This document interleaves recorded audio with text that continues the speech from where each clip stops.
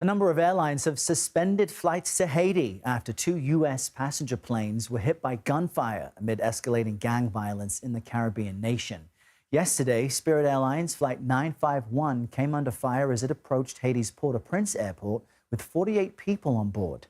That flight was diverted to the Dominican Republic. And JetBlue says it discovered a bullet hole in the exterior of Flight 935 after it landed safely at New York's JFK airport from Haiti yesterday. Joining us now for more on this is CBS News senior transportation correspondent Kris Van Cleave at our D.C. bureau. Kris, what can you tell us about these incidents?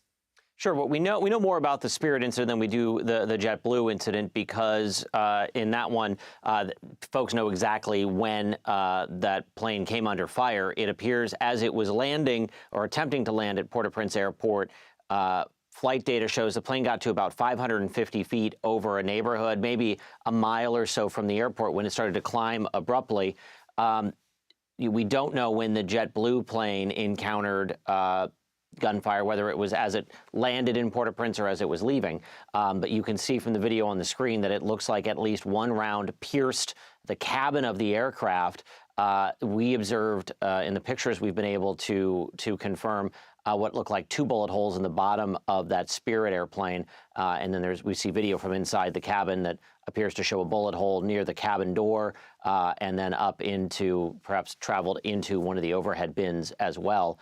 And of course, everybody sitting on that airplane would have had no idea what was going on or how to really protect themselves because you're just, you're strapped in as you're about to land. So everybody on that plane is fortunate that bullet happened to pass through an area where no one was sitting. You're that close to the airport. The flight attendants are going to be in their jump seats strapped in. That's not all that far from where it appears that bullet entered the cabin. It reminds me that there were bombings happening in Lebanon as aircraft were coming in and out of Beirut. For something like this, once an incident like this happens, how do airlines react? What's the general policy and procedure?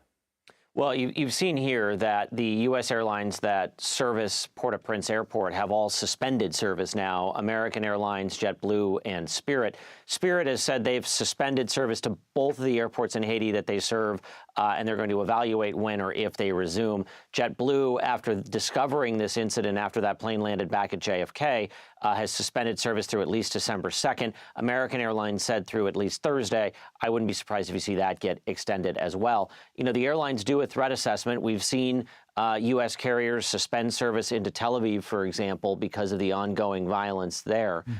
So you do a threat assessment, and here they've decided that it's just not safe to bring their airplane in and out.